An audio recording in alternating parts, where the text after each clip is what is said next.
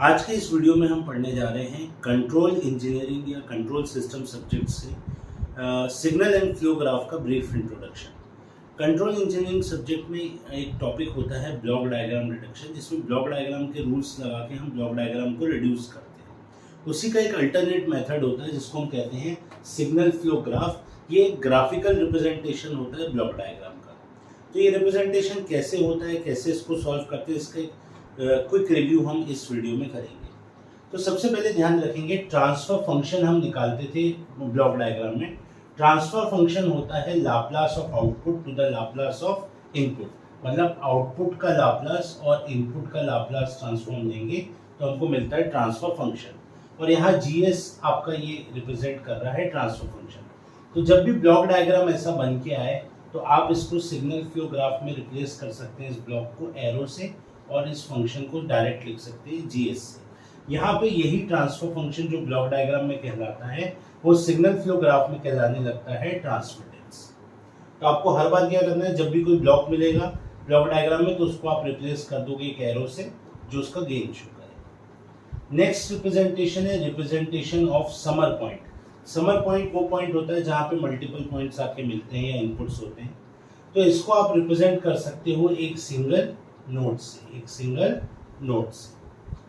तीसरा पॉइंट है representation of take off point.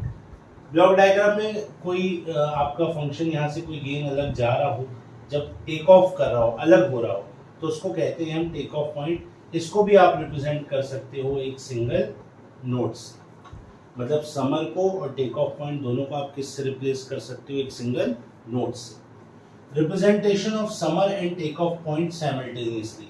अब जरूरी नहीं कि हर क्वेश्चन में सिंगल आपको समरी मिलेगा या टेक ऑफ, दोनों मिल सकते हैं।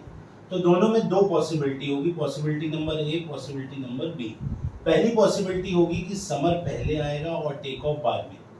जब भी ऐसा डायग्राम आपको ब्लॉक डायग्राम में मिले कि समर पहले और टेक ऑफ बाद में, तो आप उसको रिप्लेस कर सकते हैं एक सिंगल नोड से।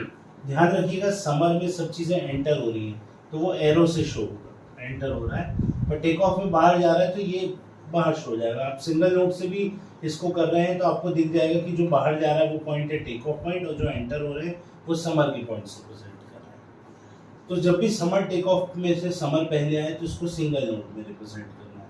और अगर उल्टा हो, टेक ऑफ पहले आ जाए और बाद में समर हो, तो ऐसी कंडीशन में आपको दोनों को सेपरेट नोड से करना है, टेक ऑफ का अलग नोड और इसका नोड अलग। मतलब यहाँ पे क्या यूज करेंगे हम, सेपरेट नोड, सेपरेट नोड। ये चीज में ज्यादा कंफ्यूजन होता है तो इसको ध्यान में रखिएगा। एक एग्जाम्पल के रूप में ये एक ब्लॉक डायग्राम दिया हुआ है, इसको सिग्नल फ्लो ग्राफ में कवर करना है। तो जब आप यहाँ से चलोगे इनपुट साइड से तो ये समर है और ये है आपका टेक ऑफ। तो A और B में से आपको अगर यहाँ पे देखोगे तो आपको पहला पॉइंट समर, ये वाला समर पहले और बाद में क्या है टेक ऑफ, ये मिलेगा।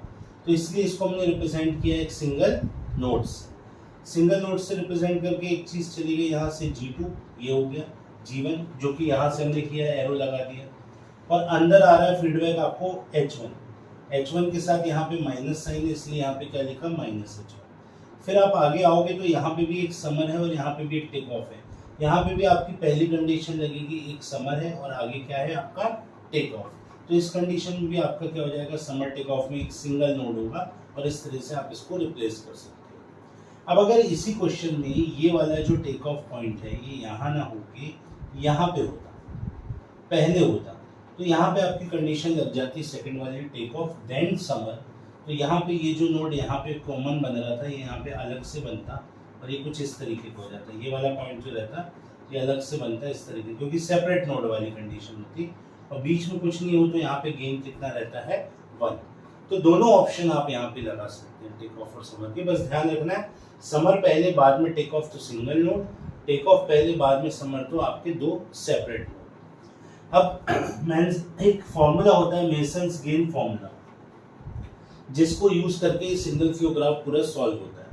तो उसका फॉर्मूला है transmittance, T stands for transmittance या transfer function, summation K = 1 to n pk del K upon delta, जहाँ पे pk रिप्रेजेंट करता है आपका फॉरवर्ड पाथ और del K रिप्रेजेंट करता है graph determinant for forward path, K forward path, मतलब उस K नंबर के फॉरवर्ड पाथ के लिए जो del K होगा। और डेल्टा जो है वो उसका फॉर्मूला होता है रिलेशन, पी के हो गया फॉरवर्ड पाथ, डेल्टा के हो गया आपका के एच फॉरवर्ड पाथ के लिए ग्राफ डिटर्मिनेंट, और डेल्टा है ग्राफ डिटर्मिनेंट जिसकी वैल्यू है 1 minus sum of individual loops, 1 minus sum of individual loops. जब हम न्यूमेरिकल करेंगे नेक्स्ट वीडियो में तो उसमें आपको पता चलेगा लूप्स निकालते कैसे। तो sum of individual loops plus sum of pair of two non touching pair of loops. Two non touching pair of loops का मतलब है दो लूप ऐसे हैं जो आपस में टच नहीं कर रहे, non touching pair of loops. Actual में ये फॉर्मूला आधा लिखा है, अगर आप इस फॉर्मूले को और बढ़ाओगे तो इसके आगे आ जाएगा माइनस साइन, फिर ये लिखा रहेगा sum of pair of 3 non touching loops. Non touching loops के पेयर बढ़ते जाएंगे 3, फिर नेक्स्ट में आएगा आपका ये माइनस के बाद फिर आ जाएगा प्लस, तो प्लस में आ जाएगा 4 नॉन टचिंग लूप्स, फिर आ जाएगा माइनस यानी 5 non touching loops, pair of 5 non touching loops. ये फॉर्मूला सिर्फ एक इंट्रोडक्शन के लिए है, जब नेक्स्ट वीडियो में आपको मैं एक न्यूमेरिकल बताऊंगा तो उसमें आपको ये पूरा क्लियर हो जाएगा। तो this is a short review of signal flow graph.